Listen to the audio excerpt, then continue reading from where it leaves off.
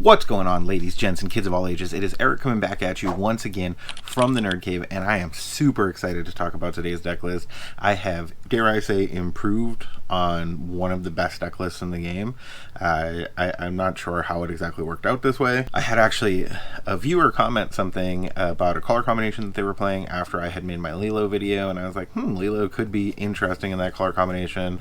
Decided to kind of mess around with it a little bit as far as what my interpretation would be, and it is largely based off a pre-existing deck list. I changed out a few cards, so we're going to kind of talk about that as we go. But that being said, we're going to be talking today about Nerdin. We're going to be talking about playing Lilo in Ruby Sapphire, and the deck list is crazy. I'm going to break down some of the combinations I've been able to pull off in an actual tournament setting. I think it's really going to surprise people what this deck's been able to do. So definitely stick around and hear everything we have to say about the combination of cards in this deck list, because at face value, some of the cards may look like bad choices when you start to really play it and you start to really think about how these cards combine with each other. But as always, before we jump into that, I got to give a big shout out to the Patreon for making giveaways on the channel possible. We are just about a week away from another big giveaway of a Reign of Jafar booster box happening at the end of this month. So if you want to get entered into that giveaway, make sure you're throwing a comment on this video and the last few videos throughout the month of July. But with that being said, without any further ado, let's go ahead and talk about Ruby Sapphire Nerdin. So the first card in the 1-cost slot is of course going to be a 4 of in Develop Your Brain, a 1-cost inkable action. Simply going to let you look at the top 2 cards of your deck, and it's going to put one of them in your hand. Some people look at a card like this and they're like, that card is just straight up bad. In this deck, it is very good. Being able to cycle through your deck and draw up those big threats, those big specific key cards that you want in any given situation is hugely important. So just continuing to thin out your deck list, even though this card's really just one ink to replace itself with something else, it is going to let you thin out your deck as you go. Next up, we have a second 1-cost action. So this is where we're going to first vary from the Dinkang Fam list in Fan the Flames, a 1-cost inkable action. Ready chosen character. They can't quest for the rest of the turn. Not going to matter. With this deck, what you're looking to do when you ready those characters is pretty much always going to be challenge and sing song. That's about it. So Fan the Flames is going to do that incredibly well. Not to mention, even if you can't challenge and you can't sing a song, sometimes you just want to fan the flames to ready a character that can quest favorably so they're not getting challenged into by opposing characters, and that can be really good to just go ahead and close out a game. Not to mention fan the flames, like I've already talked about, we're essentially on altered version of the DKP list. Fan the Flames incredibly good with Maui Shark. So Maui Shark, whenever it banishes a character in a challenge, is going to let you get an action back from your discard. Every time you play an action, it is going to give you 1 additional lore. So you challenge in with Maui Shark, you get Fan the Flames back from your discard, you play Fan the Flames, ready the Maui Shark, challenge in with Maui Shark again, get the Fan the Flames back, ready the Maui Shark, challenge in with Maui Shark again, generating more and more lore as you go. Not to mention it's a 1-cost action which combines incredibly well with something like Lilo. We're definitely going to talk about Fan the Flames more as this deck list goes forward. Still in the 1-cost slot. I know that may sound crazy for a Ruby Sapphire deck, but trust me, with this deck list it really works. We have 4 Popsicle, a 1-cost inkable item. When you play this item, you may draw a card and you can banish it to remove up to 2 damage from chosen character, which is definitely not an irrelevant ability. It was something that allowed me to challenge an additional time after readying a character with Fan the Flames that I wouldn't have been able to challenge. So Popsicle can definitely help you get more challenges, not only with those Maui Sharks, but really with any character in the deck. And the last 1-cost, and a card that I think is absolutely fantastic, we have Vitalisphere, a 1-cost inkable item. 1 to banish this item, chosen character gains rush and gets +2 strength this turn, which is pretty nutty. Being able to give Shark rush, being able to give those Lilos rush can be really, really good. Next up, jumping over to the 2-cost slot, we have 4 Tipo Growing Sun, a 2-cost inkable 1/2 stat line questing for 1. With when you play this character, you may put a card from your hand into your inkwell face down and exerted. It's not going to let you draw a card like Sail the Azurite Sea, but it is going to let you ink an uninkable, which can be hugely relevant if you have a hand full of uninkable cards that you otherwise wouldn't be able to get into your inkwell. Talking about actions, we have 4 Vision of the Future, a 2-cost inkable action that's going to let you look at the top 5 cards of your deck, choose one and put it into your hand. You don't have to reveal it, you just get to take one. It's again just going to further let you thin out that deck list. You play 2 or 3 Vision of the Futures and a couple Develop Your Brains, you've looked at an additional 20 cards inside of your deck and been able to choose the optimal cards for your hand every single time. Next up, as I mentioned, we do also have Sail the Azurite Sea, a 2-cost inkable action. action. This turn you may put an additional card from your hand into your inkwell face down and draw a card. You don't actually have to do it in that order. There's two separate triggers, and so the first one is really just activating to give you the ability to ink an additional card this turn. That's all it says. It doesn't say you have to do it right then.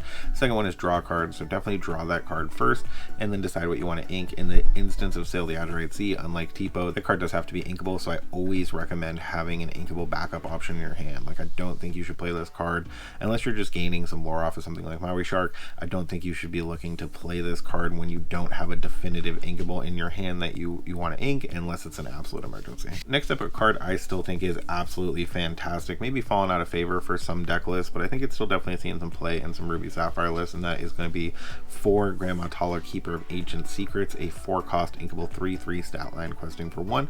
With when you play this character, look at the top 2 cards of your deck.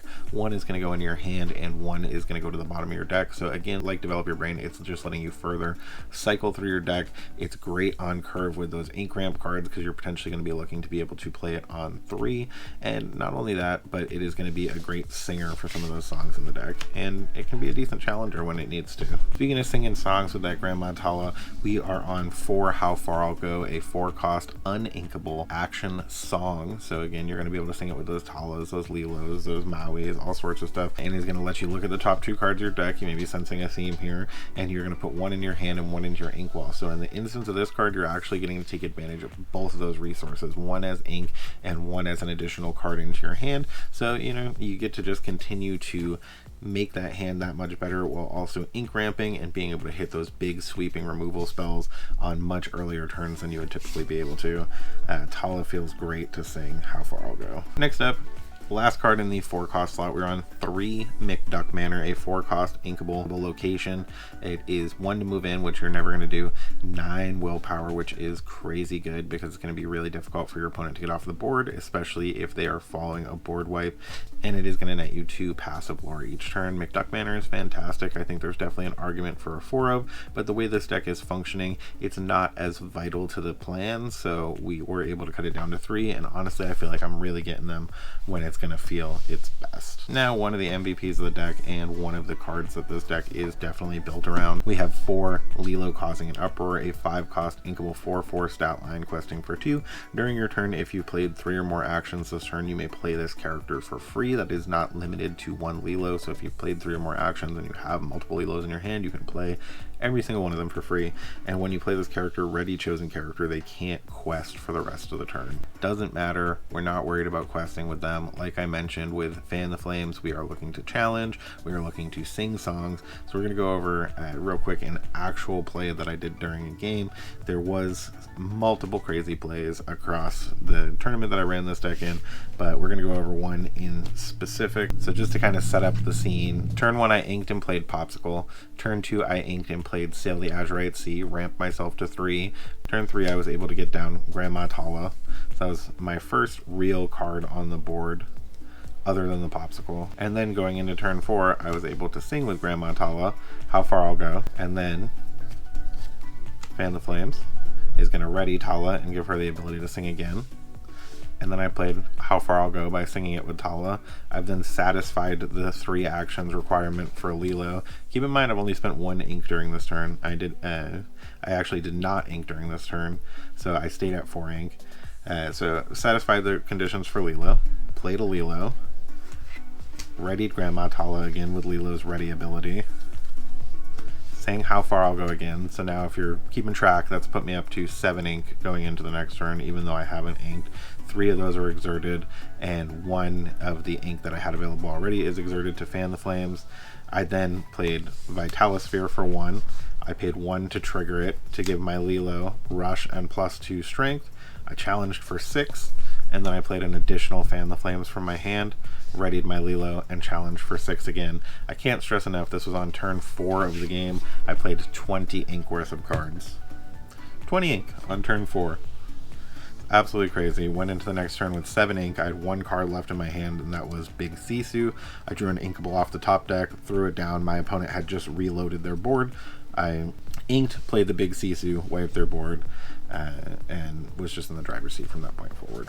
Next up in the 5-cost slot, we have 4 Maui Hero to All, a 5-cost inkable 6/5 stat line, Rush and Reckless. So he's just going to come down and absolutely destroy the board and give you a lot of additional tempo when you need it.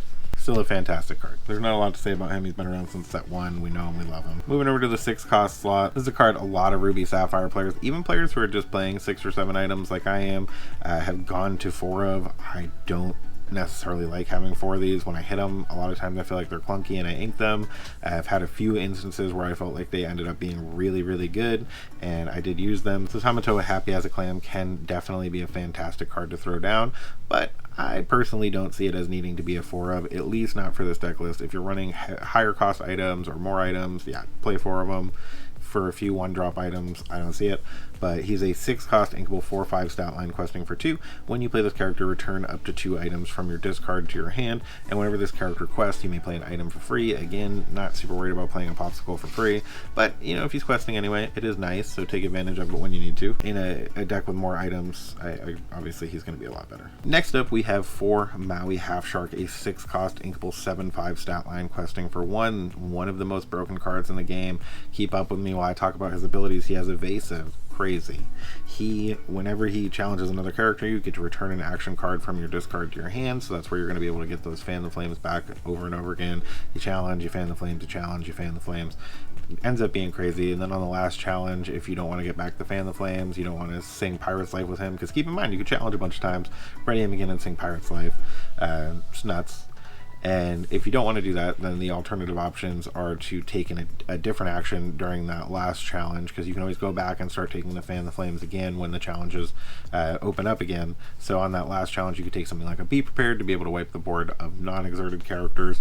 It's just crazy. Maui Half Shark, real good, and obviously with Vitalisphere being able to give him Rush, your opponent doesn't get an opportunity to do anything about him before he's at least able to take 1, maybe 2 challenges if you have those Fan the Flames. And then whenever you play an action, gain 1 lore. So every time you play those Fan the Flames, you're also gaining some additional lore. Speaking of gaining additional lores and making some cuts to this deck, some people may say this is sacrilegious. I know people swear by this as a 4 of, but I feel really comfortable with 3 of these, especially again with being able to dredge them back out from the discard with Maui Shark, and that is going to be 3 Pirate's Life, a 6-cost inkable action song. Your opponent loses 2 lore and you gain 2 lore. If you have Maui Shark in play, of course you're going to gain an additional lore from his ability, so potentially you're getting 3. They're losing 2. Pirate's Life, fantastic.